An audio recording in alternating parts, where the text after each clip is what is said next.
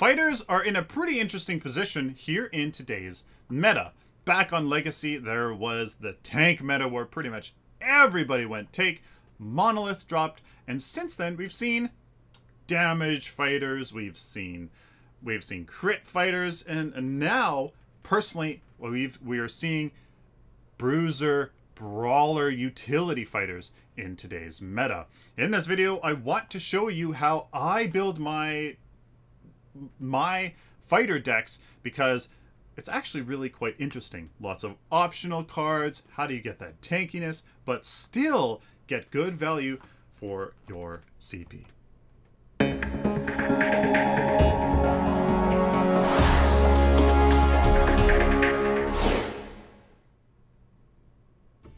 Hello ladies and gentlemen, welcome to a Paragon Guide. I am Sylphin. We're going to be using Grux here as my example of a fighter, as he's very much meta and he has some interesting options for him in terms of being a frontline fighter. Now, like I said, fighters right now, it's seemingly relegated to power, attack speed, and tankiness.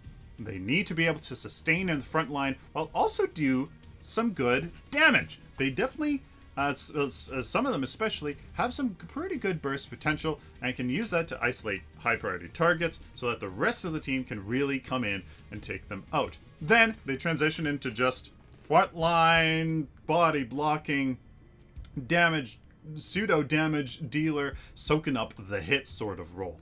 Now for Grux, I usually start with the tankiness, with the tank part of these decks, personally. And for that, I usually go and try to look at what unique cards do I have at my disposal to deal with tankiness. Thermobond is a very meta card right now that is still situational. It requires stuns, roots, and knockups on the enemy team, but it does synergize very well with sustain when you build armor on it. Now, Thermobond I pretty much always have as an option in my fighter decks, because if they have tons of stuns, roots, knockups, oh boy, the value is tremendous out of that.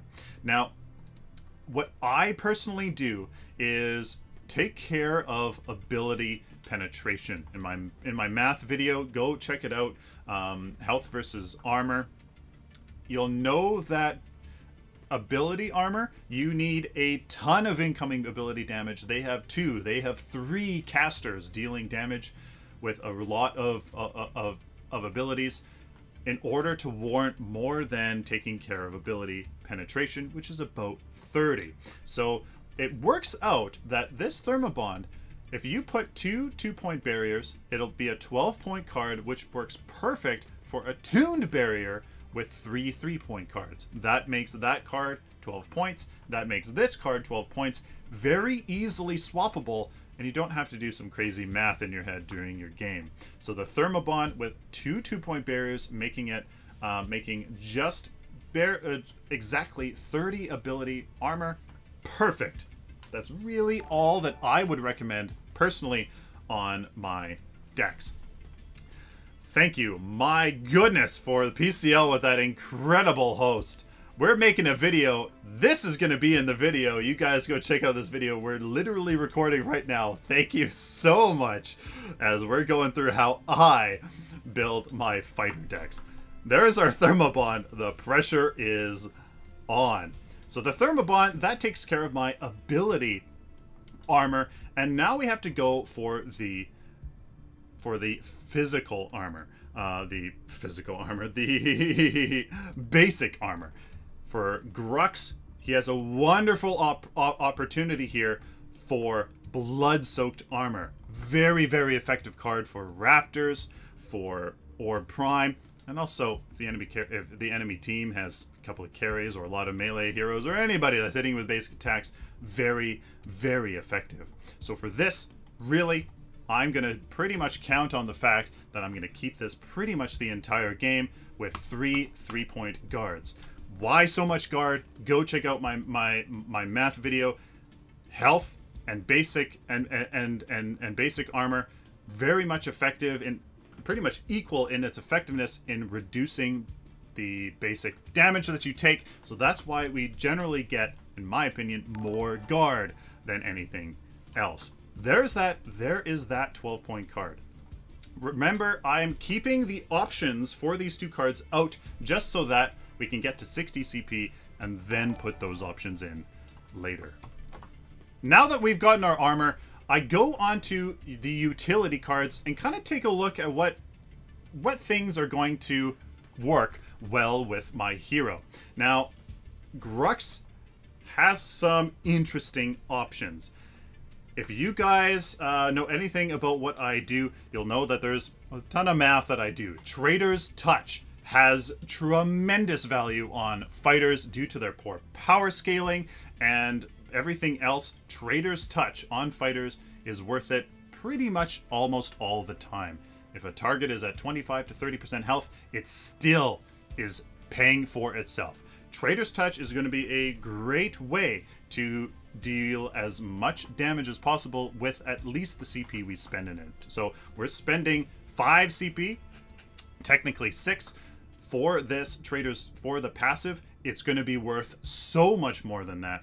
Great option here to deal some damage. We're going to throw that in, and then we're gonna see how this acts. Now, Tainted Magic is another option for Grux because he has his Double Pain, a very, very quick ability that you can always use to pretty much have this dealing damage all the time.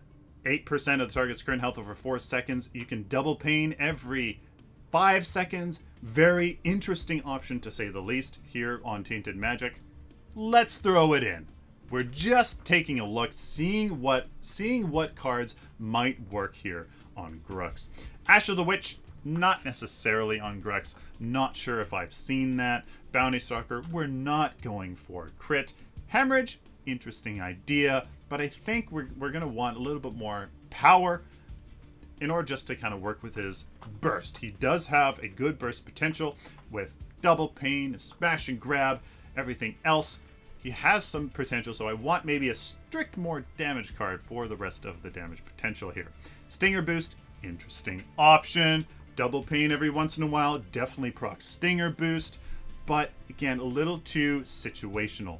Power Chord is an interesting option. Power and attack speed, two of the perfect things we want to increase our damage, at least what we're spending on damage, but also bring some utility to our team. On hit with basic attack, apply Blight to enemy for 4 seconds. Since he uses a ton of abilities all the time, his Double Pain every 5 seconds, there's actually a Blight card that works on abilities, and that is our Thick Blood. Very, very much meta, so let's throw that in there because every 5 seconds we can be applying this Blight along with a Smash and Grab, our charge, and our ultimate as well. So there is Thick Blood as an option. What are some other things? Basically, guys, I go around just checking out what is an option. Maybe even a Quenching Scales is an option, so that maybe if we are 1v1ing somebody, or we're just doing our thing, we can heal ourselves. Is an interesting option. Maybe you want that. Maybe you're on a competitive team and you want to coordinate Quenching Scales with the rest of your team. Absolutely a strong option. Scourging Tails here. Interesting option, but I'm not sure I would do it on Grux. And basically, I just go through and see what interesting options are available to us. Now, at this point, I have 5 cards. You need a ward. Whoever you are, whatever you're playing, does not matter. You need a ward. For this, I usually go for the Guardian's Ward because it gives us health, little wee bit of power. I put it in there, and then I take a recap. I do a recap of what is my deck at this point, and then I go, do I like it or do I not? Well, Thermobond, Blood-Soaked Armor for our tankiness for our armor. Well, at this point, I think we need more health. If you guys take a look at my math video for that, the armor and the health, we need a lot of health. You need a lot of health to increase your effective HP and to validate going into this much armor. So on this Guardian's Ward, perfect option. 3 greater healths. Boom. 3, 6, 9, 10, 11 CP's worth of health, just like that. At this point, I take a look at the total CP and I go, okay, what else do we need? What else can we go into? Guardian's Ward, Blood-Soaked Armor, Thick Blood, Tainted Magic, Traitor's Touch, and Thermobond. Well, we have 6 CP to spend. How do I want to spend this exactly? Is there any more guard options? Not necessarily. I could maybe go for some more barrier. 2, 4, 5 CP of ability armor. I may want a bit more. To be honest with you, it may not be the most efficient, but it is just going to make that burst damage from abilities hurt just a little bit less, and that can have an effect on your psyche, on stuff like that. There we go. We're going to add that in there. We have 4 CP to spend, and this is when I kind of start looking at the damage stats, and I try to even stuff out. Because we know the math behind Grux and most fighters, they really like their attack speed. To be honest, they really do. Attack speed and power almost the same in terms of increasing your DPS per CP. So we have 1, 2, 3, 4, 5, 6 points of power. Never mind the damage we're going to get from Traitor's Touch, meaning that probably need more attack speed, to be honest with you. We have 1, 2 CP of attack speed to 1, 2, 3, 4, 5, 6. 6 power. 6 power, 2 attack speed. I'm going to go on this, in this scenario, and go with 2, 2 kinetic. That brings us up to 6 total CP here. 60 total CP for our end game deck. I then take this, I write my little notepad, make sure that, well, I remember what my deck is here, as we do now go into our options. What are some options that we want in this case? Well, Blood-Soaked Armor is just too good to get rid of for another card. Honestly, Raptors, very, very, very important. Yeah, maybe in the late game, you kind of don't need Blood-Soaked Armor when you're taking Prime, because your carry will just burst through it. That is a good point. But you know what? It's so easy to keep. We're just going to keep it. Thermobond, we do, if there isn't any stuns, roots, or knocks up on the enemy team, we can make the CP work more for its money with a simple tuned barrier. Thermobond's a 12-point card. This has to be a 12-point card. We're going to put a greater barrier for 3, 6 total CP, and then 3 with, we're going to put in another greater barrier. We have 9 in here with 1 greater health. Boom. That is going to be the option. I make that little note, Tune Barrier or Thermobond, and then we take a look at the rest of the deck. Thick Blood is an interesting option. Maybe you don't need it. For some reason, you know, you're competitive and you're on a competitive team and your team has solidified the phase pick, meaning the enemy team is not going to have a phase. They don't have a Chimera. They don't have a Rampage. Yes, Thick Blood does work on quenching scales, but maybe there's a better option for Thick Blood. Tainted Magic and Traitor's Touch on Grux, personally, I would just keep these. The Tainted Magic's always going to be going down because of your double pain. Traitor's Touch, every swing, that's 5% of their health. Oh, tremendous value on fighters. So Thick Blood, I honestly think, is the only optional card here out of all the rest. And Thick Blood, personally, in today's meta, Stasis Gem is just so damn good. The only issue at this point is Stasis Gem is a 5-point card and Thick Blood is not. So at this point, we can maybe put another upgrade on Thick Blood to make it 5, so it's an easily swapped card. We could put another higher option on another card, and I think that's exactly what we are going to do. At this point, we're going to save, go over here, and if you get Thick Blood, or if you get Thick Blood, then you're simply going to go over to Traitor's Touch and get a 1-point kinetic instead. So that's just the optional card. Make sure you make a little note to yourself here that if you get Thick Blood, you have to oh no, that doesn't work actually, so let me fix this. And there we go. I've taken away 1 CP of the of kinetic and put it into power here. So we know the thick blood, stasis gem are our options. If we don't need the thick blood, you can go into the stasis gem. It's only going to help your frontline sustain and validate Tainted Magic and Traitor's Touch. If you don't need the Thermobond, you can make that CP get more value for its money in the Tuned Barrier. That is our options. I start in the end game, and then now we go to the early game. What are some early game cards here for Grux? Well, for Grux, mainly you play him in the jungle, and he needs a Sylphin. It's up to you which Sylphin you have. I've seen Stalker's Sylphin, I've seen Sage's Sylphin, you can see in a Reaper's Sylphin.